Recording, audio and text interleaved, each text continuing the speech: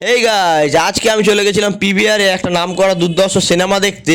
তোমরা দেখতেই পাচ্ছ সিনিংয়ে কী সিনেমা সেটা আশা করি বুঝতেই পারছো। যারা দেখোনি প্লিজ চলে আসো এবং চটপট দেখে ফেলো। তো যাই হোক, বাই দ্য ওয়ে, লাস্ট আমি কবে পিভিআর এসেছিলাম সেটাও আমার ঠিক মনে নেই। আমরা বিভিন্ন কাজে এতটাই ব্যস্ত থাকি যার জন্য ঠিকমতো তো রেগুলারিটি ভিডিও তো দিতেই পাচ্ছি না, সাথে সিনেমা হলেও আসা হয় না। তো যাই হোক, মাঝখানে এখন ইন্টারভেল হলো, তো আমি ছিলাম সাথে, দেখতেই পাচ্ছ পাশে গীতাও আছে।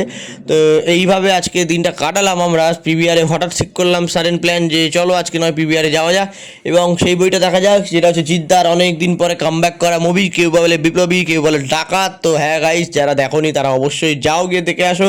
খুব সুন্দর হয়েছে স্টোরি লাইন আপটা, খুব সুন্দর। আমার তো বেশ ভালো লেগেছে এবং তোমরা কারা কারা দেখেছো অবশ্যই কমেন্ট করে জানিও।